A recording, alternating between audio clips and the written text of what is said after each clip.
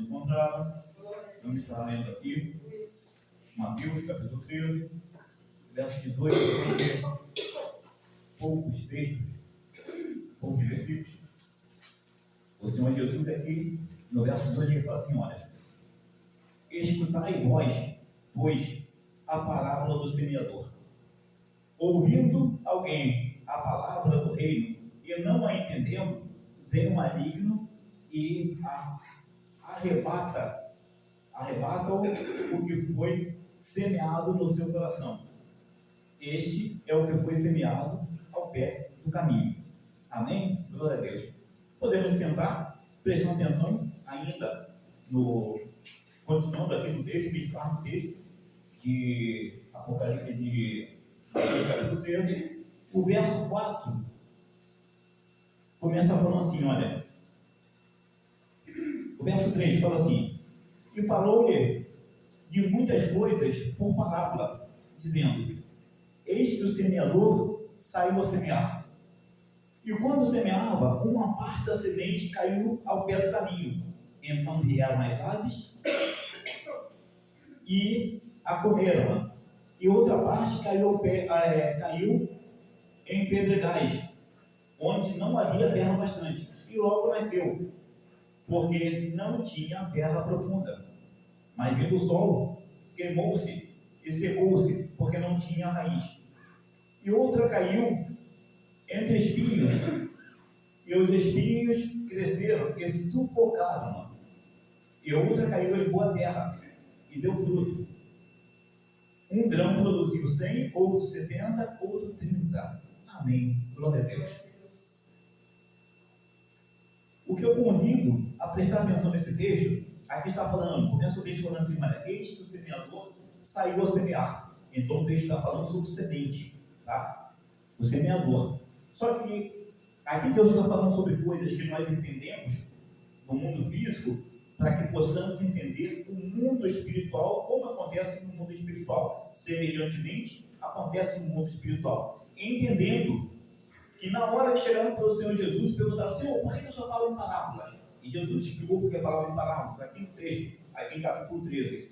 E agora ele vira e fala assim: olha, a vós é dado conhecer os mistérios do Senhor, os mistérios do reino dos céus.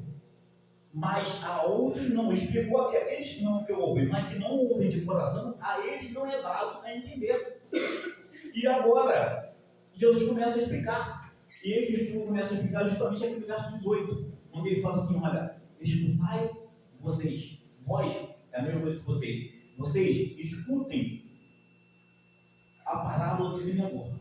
A semente que caiu é a palavra de Deus. Então, aqui quando fala semente, está explicando, está significando que o semeador é aquele que saiu e pregou a palavra, pregou a palavra de Deus, tá? Essa semente é a palavra de Deus. A gente costuma dizer que tudo é semente. Várias coisas que nós fazemos é semente, que nós plantamos hoje e amanhã vamos colher. Mas aqui estamos falando especificamente sobre a palavra do reino de Deus, sobre a palavra de Deus. Então, o semeador, aquele pregador que Deus deu uma unção, que Deus usou naquele momento, improvável, não era nem para poder estar pregando, mas o Senhor Deus resolveu usar naquele momento, um canto de obra, uma beira de barco, uma beira de praia, uma fila de ônibus, e aprove a Deus usar aquela pessoa como pregador naquele momento, e pregou a palavra de Deus. O Espírito Santo de Deus usou a palavra através daquela pessoa naquele momento. Então, o pregador saiu a pregar.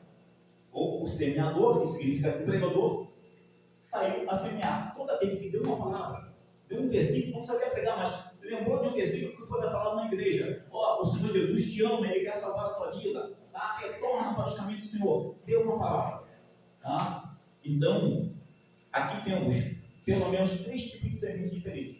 3 tipos de sementes caíram em solo diferentes. E aqui o Senhor Jesus, quando ele começa a explicar, ele explica também que o solo onde caiu a semente significa o coração. Significa o coração daquele que ouviu a palavra. E um ouviu de bom grado. Outro tinha um coração muito duro, cheio de pedra. E a semente não encontrou lugar profundo o suficiente para poder enraizar ali. Então até cresceu, porque tinha um pouco espaço. Então tem que romper um pouco a terra. Mas o Senhor Jesus está usando uma linguagem que todos conseguem entender quem já não plantou uma semente de tomate, uma semente de mamão, coentro, qualquer coisa que não fez uma horta. É coisa fácil de todos entender. O Senhor Jesus usava uma linguagem fácil para que todo o público pudesse entender. E aqui ele mostra que o coração, tá? Aqui na parábola, ele é representado pelo solo. Então, a semente caiu no solo.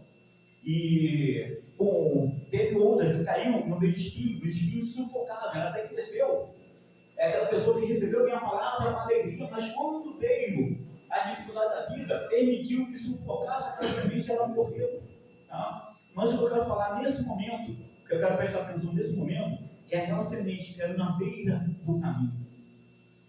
Eis que o semeador saiu a semear. E enquanto semeava, parte da semente caiu na beira do caminho. E vieram as aves e comeram lá. E na hora do Senhor Jesus explicar essa parte, ele explica uma coisa tremenda. É aquele que ouve a palavra, mas não entende, tá? Não guarda, não tem entendimento de guardar direitinho a palavra. O Salmo 119, verso 8, 9, fala assim, mulher: Senhor, escondi a tua palavra dentro de mim para não pecar para ti. Aquele que não guardou a palavra, tá? E vieram as aves e comeram, porque estava na beira do caminho a semente, tá? Esse o Senhor Jesus explicou claramente que é Satanás que veio e arrancou, arrebatou. A palavra arrebatar significa semelhante a sequestro, tá? Significa arrancar com força. Então, aquela semente que foi plantada, a pessoa não guardou, não entendeu que deveria guardar, não teve entendimento suficiente, não deu valor suficiente. Então, veio Satanás, representado aqui por uma ave, o demônio representado pelas aves, e vieram e comeram, arrancaram com força. O Senhor Jesus diz: olha, arrebataram. Essa é a semente que caiu à beira do caminho. Essa é a semente que caiu à beira do caminho. Eu quero dizer que tudo que a gente ouve aqui dentro, que os nossos pais pregam para a gente, que nossos filhos, nossos irmãos pregam para a gente, que o nosso vizinho prega para a gente, que nós ouvimos uma mensagem na televisão, de alguma forma chegou uma pregação para a gente, e aquela pregação é tremenda, a gente viu que ela impactou, que ela faz sentido, tá? Essa palavra, em algum momento, Satanás vem e tenta arrebatar da nossa vida, arrebatar do nosso coração. Ele tenta arrancar essa semente. Eu quero que vocês comparem uma coisa. Olhem, Gênesis capítulo 15, porque Abraão passou uma coisa tremenda, tá? Gênesis capítulo 15, verso 11, que Abraão passou uma coisa tremenda. Teve algum momento em que Abraão estava confuso, porque algumas coisas aconteceram na vida de Abraão, mas estava demorando muito. Ele tinha que ser pai de uma grande nação, mas ele ainda não tinha nem filho, e a idade estava passando, ele não conseguia entender. Tem muito momento que na nossa caminhada humana, o tempo parece que não está ajudando, a gente não entende, e a gente tem que argumentar com Deus, e está correto. Capítulo 1, verso 18, diz aí: o Senhor Jesus, o Senhor Deus Todo-Poderoso, ele fala assim: ou seja, argumente, venham e argumente, porque ainda que os vossos pecados sejam como escarlata, se tornarão branco como a neve. Tá? Então podemos, com respeito, entendendo que Ele é Pai, que Ele é Deus, que Ele é Todo-Poderoso, podemos argumentar com Deus, porque Ele mesmo nos convida. Mas tem um momento que a gente não entende, então a gente vai para a argumentação com Deus. E Deus, o que está acontecendo? E Abraão, naquele momento, ele pergunta: Deus, o que está acontecendo? E o único que eu tenho, eu estou passando idade, não tenho filho. O meu único herdeiro é Eliezer, o meu mordomo, ou seja, não tenho descendência. Se eu morrer agora, quem vai ser minha descendência? Não vou ter descendência, porque vai herdar meus bens. Tudo isso que eu conquistei, tudo que nasceu para conquistar, é o mordomo Eliezer. E agora Deus falou assim: não. Tá? Tu será pai, tá? Do teu filho, através do teu filho, será chamado uma grande nação. E agora Deus chamou ele para o quê? Para fazer um pacto. O que é um pacto? É uma aliança com Deus. Eu preciso ter uma aliança com Deus. Você precisa ter uma aliança com Deus. Cada um de nós temos que ter uma aliança com Deus. Se nós quebramos a nossa aliança, nós temos que refazer a nossa aliança com Deus. Temos que apresentar a nossa aliança diante de Deus e falar assim: Deus, restaura a minha aliança. E você tem que entender o poder que tem uma aliança. Porque quando alguém vem tocar com em você, tá? que entende. E alguém vira e fala assim, olha, ele tem aliança, tá? Ele tem aliança com o prefeito, ele tem aliança com o governador, ele tem aliança com o delegado, ele tem aliança com o juiz. Eu quero dizer uma coisa melhor, você tem aliança com o Deus Todo-Poderoso, Criador dos céus e da terra, aquele que manda e ninguém te manda, que abre e ninguém fecha, que fecha e ninguém abre. Você tem aliança com Deus. E agora Abraão é a comunidade, Deus fala assim, olha, é sacrifício, é adoração. Pega tuas aves, tá? Sacrifica ela. Pega dois bezerros, tá? Ou pega um bezerro, parte ele em duas partes, separa as partes, tá? Abre no meio, separa as partes, tá? E entra com adoração. E Abraão fez tudo aquilo direitinho, porque naquele tempo era necessário fazer, era uma forma de fazer pacto com Deus, era o pacto, era a aliança, o pacto de duas partes. E tinha dois cordeiros ali, tá? Dois novilhos ali, partidos, representando a parte de Deus e a parte de Abraão. E enquanto Abraão não conseguia ver a resposta de Deus, a manifestação de Deus, porque às vezes Deus está no negócio, mas a gente não entendeu a manifestação dele ainda, porque a gente não conseguiu perceber, de repente Deus ainda não manifestou algo, e a gente não conseguiu entender ainda, e vai passando o tempo e Abraão, com aquele sacrifício cortado ali, o sangue dos animais, tendo jorrado ali, começou a atrair animais. Só que além de atrair animais, tem uma coisa que vale a pena a gente prestar atenção. As aves, verso 11, de Gênesis capítulo 15, as aves do céu, elas vinham sobre aqueles corpos daqueles animais que foram sacrificados. Novamente o quê? Novamente as aves. Eram aves de rapina. Eram aves que chamamos aqui de urubu ou porcos. Tá? Isso significa o quê? Que muitas vezes você vai entregar a tua adoração, você vai apresentar a tua aliança a Deus. E as aves do céu, representando Satanás ali e seus demônios, ele vem arrancar aquilo de melhor que você está dando para Deus.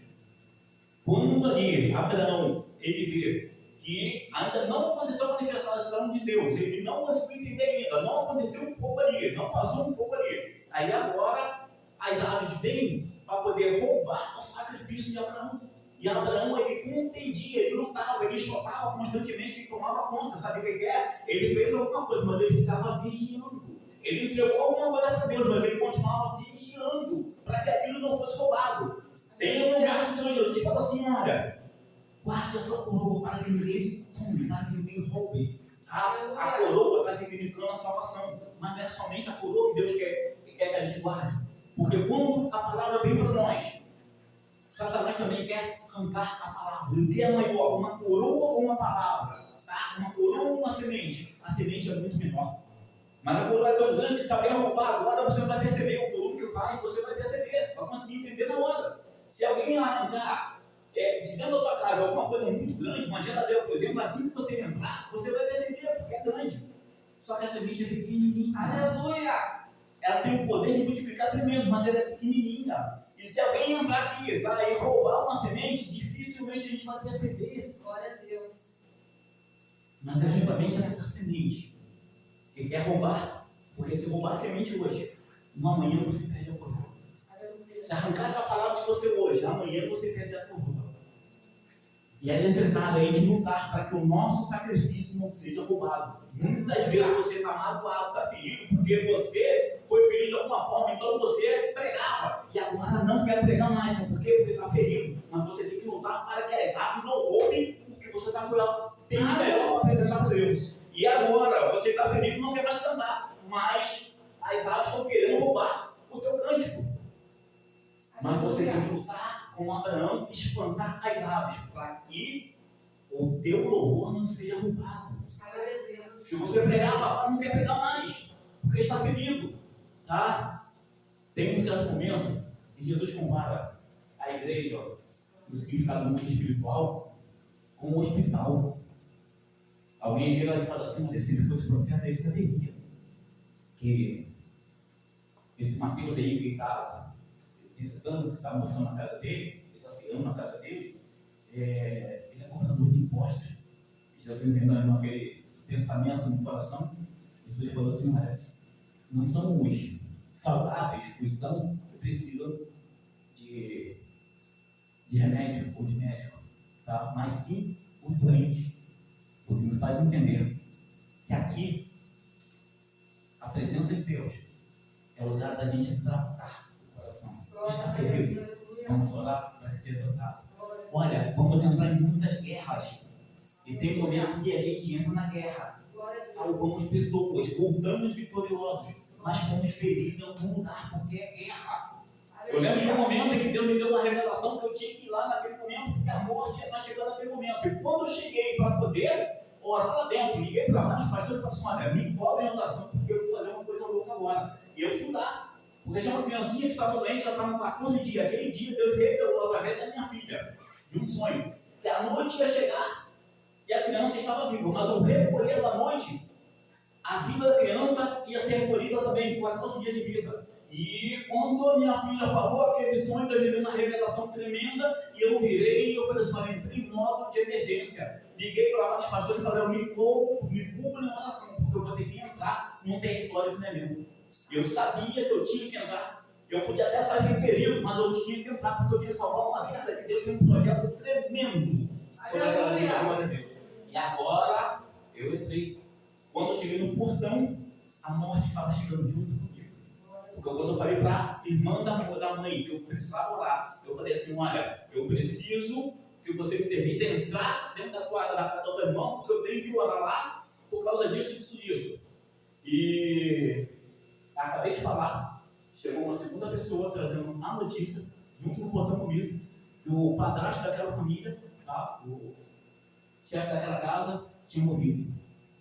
Tinha acabado de morrer. Aí agora dei 1 hora mais ou menos, voltei para casa, dei 1 hora de tempo para eles absorverem aquilo que eu estava resolvendo aqui, mas eu precisava orar porque tinha uma criança que o meu assunto era para aquela criança, que ela não podia passar a noite sem orar. Então 1 hora depois voltei e agora eu chego e conversei com o pai da criança. E eu falei assim: olha, eu preciso que você me autorize a orar dentro da tua casa e vasculhar bastante, porque Deus declarou isso.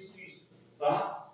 E tem que orar hoje. Aí ele passou a falar para a minha esposa, que a esposa tinha autoridade sobre a casa, por outros motivos. Então eu entrei, ela falou com a esposa falou: tá, pode entrar. E naquele dia eu orei. E foi daquele testemunho, meu Deus do céu, muito grande que eu não estava acostumado. E agora eu volto para casa, tá? Como fala o Salmo, né? Colhendo os molhos, né? Com os festivais, braços, feliz da vida, dando testemunho que foi tremendo, foi mais do que eu imaginava, e tudo que Deus revelou era mais ainda. E agora, eu tinha ali um pouco tempo de trabalho, deitei na minha cama e coloquei os pés para cima, tá? Coloquei o calcanhar na parede, os pés para cima, não tinha nem peso do meu corpo sobre os pés. E como se estivesse jogando futebol, quando a gente torce o tornozelo, meu tornozelo começou a torcer naquele momento, com toda a dor. Começou a torcer naquele momento. E eu senti a dor e sorri ao mesmo tempo que eu estava entendendo. Eu fui numa guerra, tá? E Deus permitiu que eu tivesse um ferido, pelo qual eu não entendo, mas fiquei mantendo de pé mais de 1 semana. Tá? Então tem momentos como ser feridos. Tá? Mas a presença do Senhor tem cura. Tem cura na presença do Senhor. Tá? Não vamos permitir que ninguém roube a nossa coroa e a nossa adoração. Eu agradeço a oportunidade em nome de Jesus. Glória a Deus. Amém. Aleluia, glórias a Deus. Que Deus continue abençoando o evangelista Josevaldo, que trouxe uma palavra maravilhosa e abençoada para o nosso coração nesta noite. Glórias a Deus. Aleluias. Louvado seja o nome do Senhor. Sexta-feira, se Deus nos permitir, aleluia, estaremos aqui louvando e adorando o nome do Senhor. Aleluia. E domingo, se Deus também nos permitir, estaremos aqui com a Santa Ceia do Senhor. Amém? Glórias a Deus. Louvado seja o nome do Senhor. Vamos orar pela cesta de pedidos e de fotografias nesta noite, em nome de Jesus. Glórias a Deus. Estenda suas mãos para cá. Glórias a Deus. Vamos entregar essas vidas na mão do Senhor. Aleluia.